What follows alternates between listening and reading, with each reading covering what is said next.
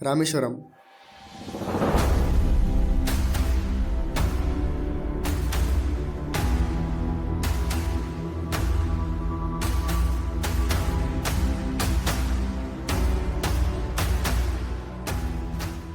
भारताच्या अखेरच्या टोकावर वसलेली एक पवित्र भूमी, जिथे चारही बाजूने समुद्र आहे आणि समुद्राच्या मध्यभागी ही पवित्र धरती उभी आहे. इथे श्रद्धा काळाच्या पलीकडे जाते आणि इतिहास आजही जिवंत वाटतो. 4 धामांपैकी एक आणि 12 प्राचीन ज्योतिर्लिंगापैकी एक हे ठिकाण फक्त तीर्थक्षेत्र नाही, तर हजारो वर्ष इतिहास, विश्वास आणि अध्यात्म यांचं जिवंत प्रतीक आहे. इथे समुद्राची प्रत्येक लाट आणि प्रत्येक तीर्थकुंड आपली वेगळी कथा सांगते. हा ब्लॉग फक्त एक प्रवास नाही, तर एक अनुभव आहे. आम्ही रामेश्वरममध्ये 3 दिवस होतो आणि आम्ही कशाप्रकारे हे सुंदर ठिकाण एक्सप्लोर केलं, चला तुम्हाला दाखवतो.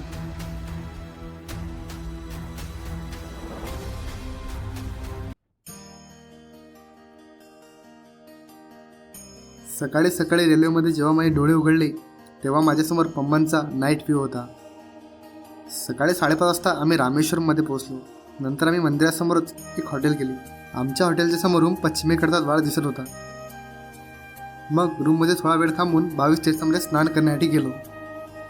नमस्कार मंडळी, मी तुमचा होस्ट अभिषेक माडी स्वागत होतं आजच्या नवीन ॲडव्हेंचर व्हिडिओमध्ये. तर आज आपण आलो रामेश्वरमध्ये. तुम्ही इथं कशा प्रकारे दर्शन घेऊ शकता आणि फिराठी काय काय हे सगळं या व्हिडिओमध्ये आपण कव्हर करूया. तर सध्या आम्ही रामेश्वर मंदिर एकदम समोरच आहे. तर सध्या आम्ही चाललो 22 तीर्थांच्या स्नान करायला.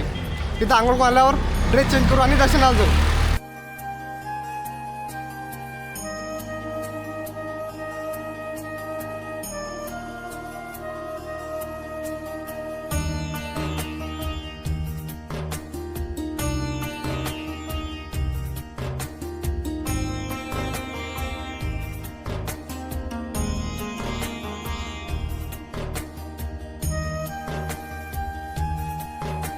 या सर्व तीर्थामध्ये सर्वात पहिलं तीर्थम जे येते ते म्हणजे अग्नितीर्थम. तर आम्ही आलोय आता समुद्र स्नान करायला. तुम्ही बघू शकता, आम्ही सध्या हे बघू शकता तुम्ही इथला समुद्र. आणि बघू शकता तुम्ही मित्र आम्ही सध्या अग्नितीर्थावरती आलेलो आहे समुद्र स्नान करायला. इथून पुढे जाणार आहे 22 कुंडामध्ये स्नान करायला. बरोबर. चला बाई साईडले. नाही जास्त बोलला कधी तुम्ही. बघू शकता माझ्या मागे पूर्ण समुद्र आहे. इथं स्नान केल्यावर आता पुढे आम्हाला 22 कुंडामध्ये स्नान करावं लागेल. इथं पहिल्यांदा एक डुबकी मारून घेऊ, बघू नंतर. एवढी खुशी उरायली आहे पाहून. आयुष्यात फर्स्ट टाइम समुद्र पाहून आलो मी. अथांग समुद्र नुसतं नावा. हा गडी गेला आमचं समुद्र स्नान करायला. अरे निघत नाही रे फोटो. सध्या आपण अग्नितीर्थामध्ये स्नान करायला जातोय समुद्रामध्ये.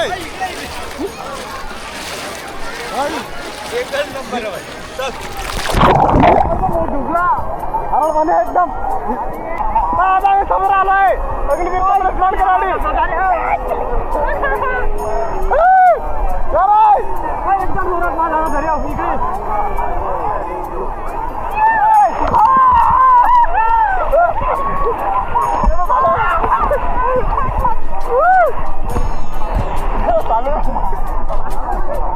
रावणवध केल्यानंतर लागल्या दोषातून मुक्त होणारी भगवान श्रीरामांनी इथे समुद्रात स्नान केले. स्नानानंतर श्रीरामांनी इथे शिवलिंगाची स्थापना केली, ज्याला आपण आज रामनाथ स्वामी म्हणून ओळखतो. अग्नी म्हणजे शुद्ध आणि पवित्र, म्हणून इथे स्नान केल्यावर फक्त शरीरच नाही तर मनही हलकं होतं. आजही 4 धाम यात्रेला येणार प्रत्येक भाऊ इथून आपली यात्रा सुरू करतो. कोणी पितृदोष निवारण्यासाठी येतं, कोणी श्राद्धासाठी, तर कोणी अस्थि विसर्जनासाठी. परंपरेनुसार आधी या समुद्रात अग्नितीर्थामध्ये स्नान आणि नंतर मंदिरात जाऊन 22 कुंड तीर्थामध्ये स्नान केलं जातं.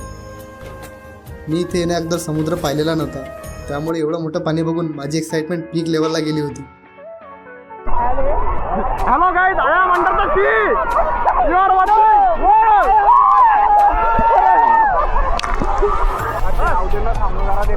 तो मध्ये येऊ का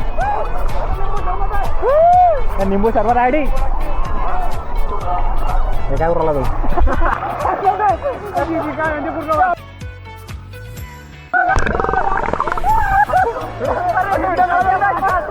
बघू शकता मुलं किती आनंद घेत आहे बघा.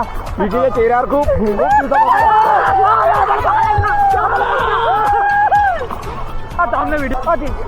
फोटो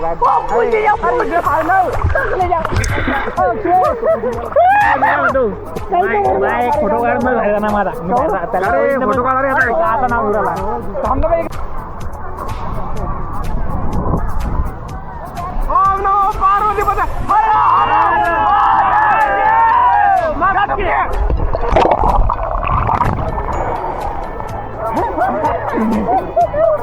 आता मस्त प्रकारे आमच्या अग्नितीर्थामध्ये स्नान करून झालेलं आहे. आता आम्ही 22 कुंडा स्नानकडे जात आहे. एकदम एन्जॉयबल मोमेंट होता आमच्यासाठी सगळ्यांसाठी. सकलेश्वर महाराज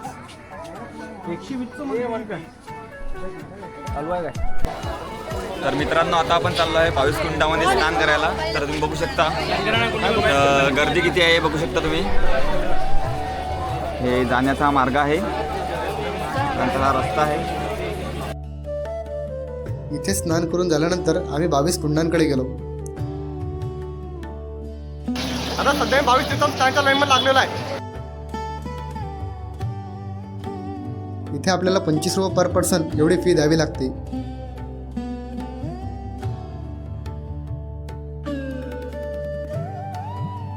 आता आमचं पहिल्या तीर्थमध्ये दर्शन झालं आहे ते म्हणजे लक्ष्मी तीर्थम. आता आम्ही दुसरीकडे जात आहे. या मंदिराच्या आत एका मागोमाग 22 पवित्र तीर्थकुंड आहेत. प्रत्येक कुंडाचं पाणी वेगवेगळं आहे. कुठे गोड, कुठे थंड, तर कुठे थोडंसं खारट. असं मानलं जातं की या 22 कुंडामध्ये स्नान केल्याने वेगवेगळ्या पापांचा नाश होतो आणि मनालाही शांती मिळते. परंपरेनुसार पुजारी प्रत्येक कुंडाचं पाणी डोक्यावर ओततो. आपल्याला स्वतः पाण्यात उतरण्याची गरज नसते. हे संपूर्ण स्नान खूप शांत आणि शिस्तबद्ध पद्धतीने होते. इथे आल्यानंतर असं वाटतं की हा फक्त धार्मिक विधी नाही, तर हळूहळू मन शांत करणारा अनुभव आहे. हा अनुभव घेत असताना मंदिराची भव्यता आणि मंदिर किती प्राचीन आहे हे पण आपल्याला बघायला मिळते. आता आमच्या 22 कुंडमध्ये स्नान करून झालेलं आहे. आम्हाला कंप्लीट 1 तास लागला स्नान करायसाठी. आता कुंभवरती जाऊ, कपडे चेंज करू आणि परत येऊ दर्शनासाठी.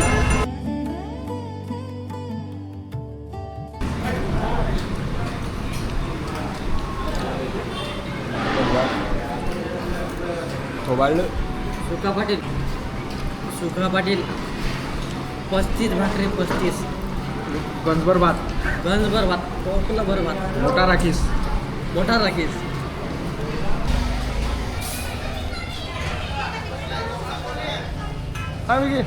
उका पाटील सुका पाटलाचं इथं जेवण 1 नंबर. 150 रुपये अनलिमिटेड, किती पण खा.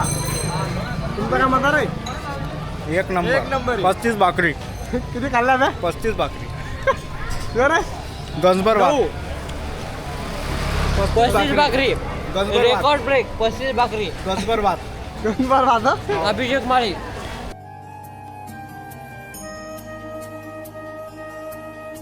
या मंदिरात पाऊल टाकताच आपण एक वेगळ्या जगात प्रवेश करतो. समोर दिसतो जगातला सगळ्यात लांब मंदिर कॉरिडोर. सरळ रेषेत अंत न दिसणारा आणि दोन्ही बाजूने उभे हजारो दगडी खांब. हे खांब फक्त उभे नाहीत तर शिस्तीत उभे आहेत. एकही वाकडा नाही आणि एकही वेगळ्या उंचीचा नाही. तर आम्ही आता मंदिरा आतमध्ये आलेलो आहे. इथं खूप सुंदर असे पिलर बनवलेले आहे. तुम्ही बघू शकता माझ्या पाठीमागे. आजच्या आधुनिक इंजिनियरलाही ज्याचं उत्तर सापडत नाही असं हे प्राचीन कौशल्य आहे. हे नकाशे पाहून आपल्याला कळते की त्या काळातील कारागीर किती कुशल असतील. ग्रेनाइटसारख्या कठीण दगडावर फूल आकृती, देवता, तिची सूक्ष्म नक्षी जणू दगड नाही कापड आहे. या मंदिराची प्राचीनता वर्षांनी मोजता येत नाही. ती रामायणाशी जोडलेली आहे. लंकेला जाण्याआधी भगवान रामाने इथे शिवलिंगाची स्थापना केली. म्हणून हे मंदिर 12 ज्योतिर्लिंगांपैकी एक मानलं जातं. रामेश्वरमचं हे मंदिर फक्त पाहायचं नाही तर अनुभवायचं आहे.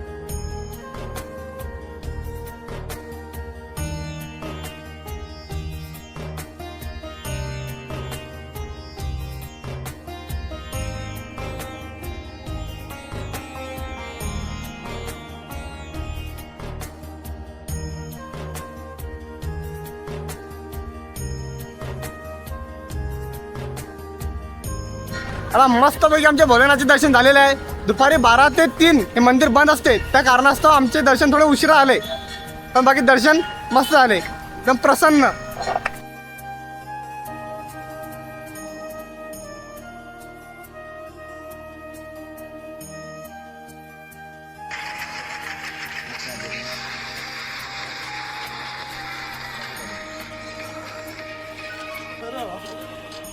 दिवसा शेवटी समुद्र किनाऱ्यावर असलेल्या काही नाईट ॲक्टिव्हिटीज पण आम्ही अनुभवल्या. यार कसं वाटत आहे? ओके ना. अशा प्रकारे आपला आजचा डे 1 संपला.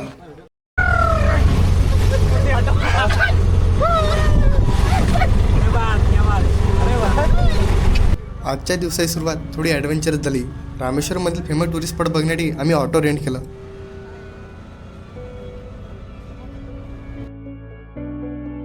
तर आजच्या दिवसातलं पहिलं जे डेस्टिनेशन आहे ते आहे बिभीषण मंदिर.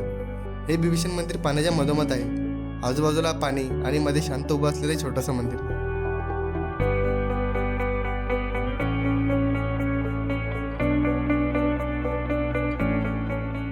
तर आपल्या ऑटो जर्नी म्हणलं जे फर्स्ट स्पॉट आहे ते आहे बिभीषण मंदिर. आता आम्ही बिभीषण मंदिरापाशी आलोय, दर्शन घेऊ आणि आपलं पुढे नेक्स्ट डेस्टिनेशनकडे वळून जाऊया. असं सांगितलं जातं की बिभीषणाने इथे राहून एक खूप मोठा निर्णय घेतला. तो रावणाचा भाऊ होता, ना तर रावणाशी होतं. पण रावण जे करत होता ते त्याला मान्य नव्हतं. म्हणून त्याने रावणाची साथ सोडली आणि श्रीरामांची साथ दिली. हे मंदिर जसं पाण्याच्या मधोमध आहे तसं बिभीषणही दोन्ही बाजूने उभा होता. एकीकडे नातं आणि दुसरीकडे नीती. त्याने नीतीची बाजू निवडली. म्हणूनच हे मंदिर पाहायला असं वाटतं योग्य मार्ग निवडणं नेहमी सोपं नसतं, पण तेच खरं असतं. हे मंदिर बघून आम्ही आमच्या पुढच्या डेस्टिनेशनकडे गेलो, ते म्हणजे धनुषकोडी विलेज.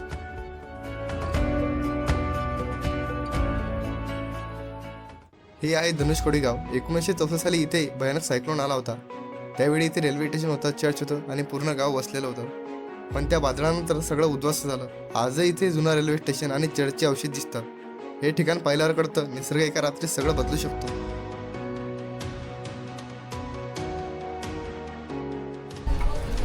तर आपल्या ट्रिपमधलं जे दुसरं स्पॉट आहे ते आहे धनुषकोडी गाव. इथं 1960 सायक्लोन आला होता आणि त्याच्यामुळे पूर्ण गाव हे वाहून गेलं. आज पण आता जुन्या बिल्डिंग आहे, रेल्वे स्टेशन आहे, तिथं आपल्याला बघायला मिळतात. तुम्ही माझ्या मागे बघू शकता, साईडला ब्रिज होता आणि मागं रेल्वे स्टेशन आहे. आणि इथं आपल्याला एक मंदिर पण बघायला मिळतं. तिथं श्रीरामाच्या पायाचे ठसे पण ठेवलेले आहे.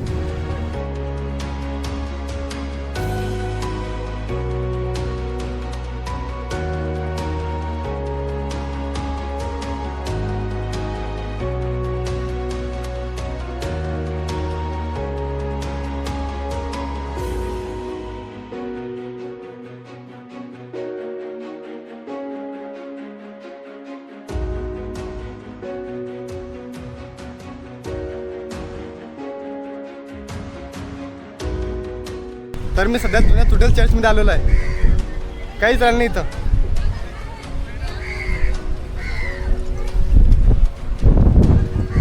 इथं फक्त 3 साईडनं भिता उभ्या आहे, तुझ्या आयडी पडलेली आहे. चर्चच्याच पाठीमागे एक सुंदर बीच आपल्याला बघायला मिळते.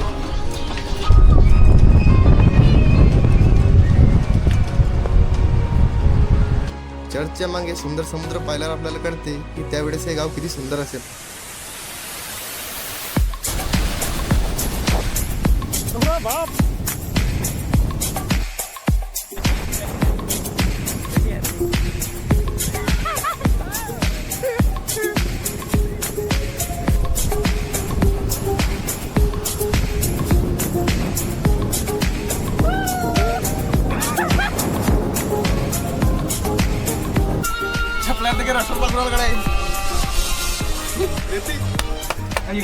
सफरचा आनंद घेत आम्ही येऊन पोहोचलो दी last land of India, Dhanushkodi. हे भारताच्या शेवटच्या जमिनीपैकी एक आहे. इथून पुढे रस्ता संपतो आणि सुरू होतो फक्त समुद्र. इथून श्रीलंकेचा जो अंतर आहे तो आहे फक्त 30 किलोमीटर. एका बाजूला बंगालचा उपसागर, दुसऱ्या बाजूला हिंद महासागर. इथून पुढे भारताची भूसीमा संपते. म्हणूनच धनुषकोडीला the last land of India असेही म्हणतात.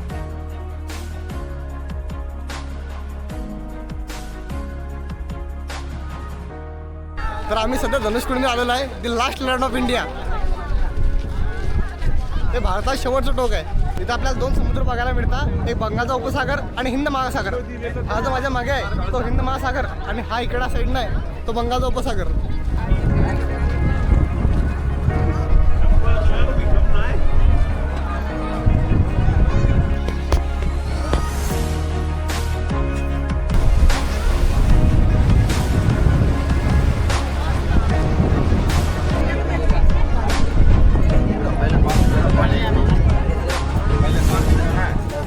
आता आपण आपल्या पुढच्या डेस्टिनेशनकडे निघूया. तर मी माझा रिव्ह्यू देत आहे. खरंच धनुषकोडी हे ठिकाण खूप छान होतं. तिथं हिंद महासागर आणि बंगालचा उपसागर हे दोन्ही एकमेकांना मध्ये भेटतात, एकत्र होतात. खरंच एक नंबर जागा आहे ही आयुष्यात तिथं नक्की भेट द्या.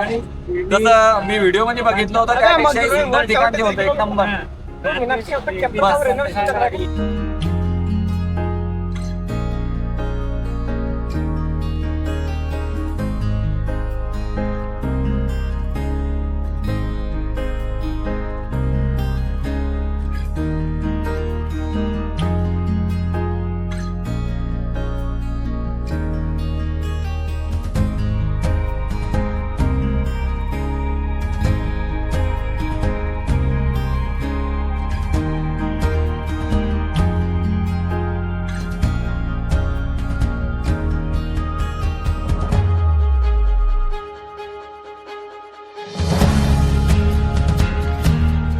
तर आपलं पुढचं डेस्टिनेशन आहे ते म्हणजे पम्मन ब्रिज.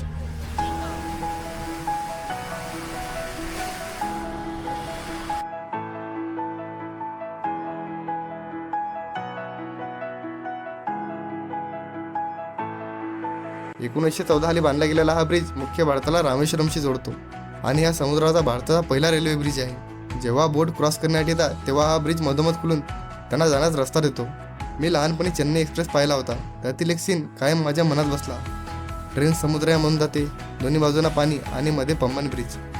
तो सीन पाहताना मी फक्त बघत नव्हतो, मी मनात एक छोटं स्वप्न ठेवत होतो. कधीतरी इथे स्वतः यायचं आणि आज पम्मन ब्रिजवरती उभा आहे.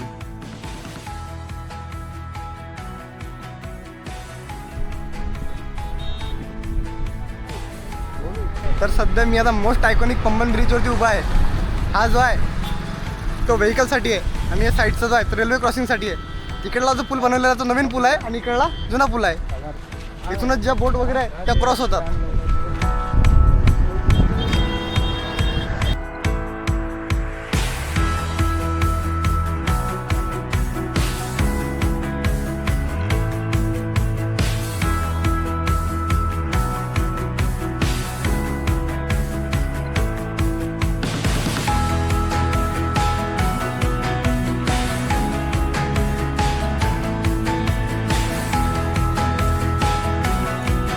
रात्र होताच आम्ही समुद्र किनाऱ्यावर गेलो आणि काही वेगवेगळ्या गोष्टी अनुभवल्या.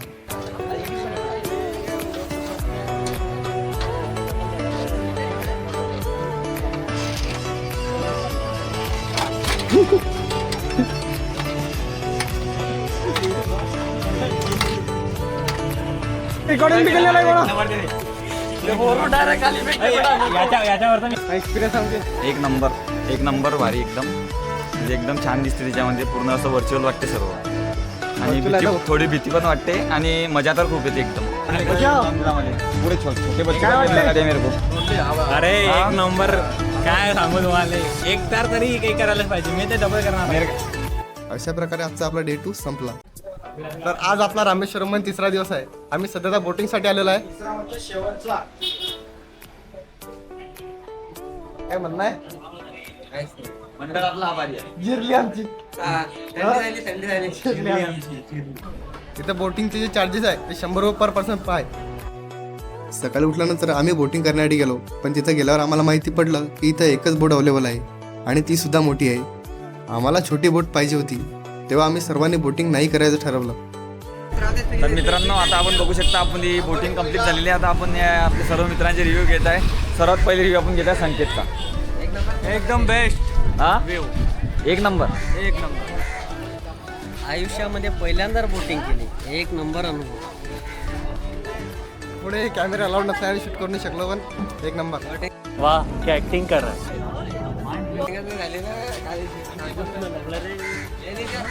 संकेत प्रसाद कशी झाली बोटिंग? बोटिंग विषयी मी काही बोलू शकत नाही आता. अरे पॉझिटिव्ह. बोटिंग एवढी बेकार आहे. बोटिंग एक नंबर झाली, पण काही काही मित्रांचा आमचा जीव घाबरलेला आहे. तुम्ही बघू शकता यांना चक्कर आली होती, खाली बसलेला आहे. जिरली आमची. आणि यांना खूप मजा आली आहे. मला पण खूप मजा आली. एक नंबर एक्सपिरियन्स होता. इथं आल्यानंतर जर आपण बोटिंग केली नाही तर काहीच केलं नाही. एक वेळा अवश्य बोटिंग करा. धन्यवाद. नंतर आम्ही रामेश्वरममधील काही लोकल मंदिर एक्सप्लोर करायचं ठरवलं. त्यातील पहिलं जे ठिकाण होतं ते म्हणजे नटराज मंदिर. नटराज मंदिरासमोरच आपल्याला पंचमुखी हनुमान मंदिर बघायला भेटते. या मंदिरात बजरंगबलीची एक खूप मोठी प्रतिमा आहे. आणि या मंदिरात भाविकांना बघण्यासाठी रामसेतू दगड आज पण ठेवलेले आहे. माझ्या मागे जे मंदिर आहे ते पंचमुखी हनुमान मंदिर आहे. इथं राम सेतूमध्ये पत्थर वापरले होते ते दगड इथे ठेवलेले आहे आणि ते आपल्या चलंताना ते दिसतात.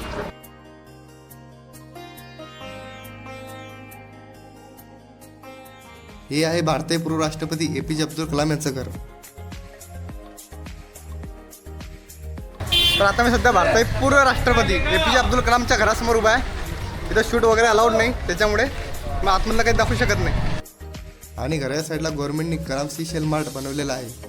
इथून तुम्ही तुमच्या घरच्यासाठी रामेश्वरमच्या आठवणी खरेदी करू शकता.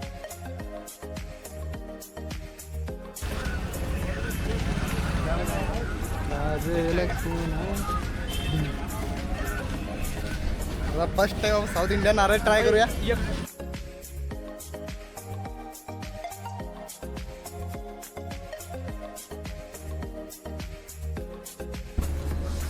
आता घरी तसं रामेश्वरम एकदम परफेक्ट मध्ये 4 दिवस गेले आमचे.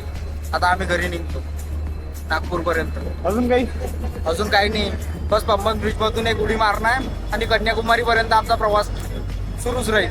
गिरले की नाही. हा धन्यवाद, बस जिरली आमची. तर आम्ही सध्या तर रामेश्वरमच्या रेल्वे स्टेशनवरती आहे. गेले 3 दिवस झाले आम्ही रामेश्वरममध्ये फिरत आहे. तर आता आपली यात्रा आपण इथंच संपूया. हर हर महादेव. अशा प्रकारे आपला रामेश्वरमचा प्रवास इथे संपला. भेटूया पुढच्या प्रवासामध्ये.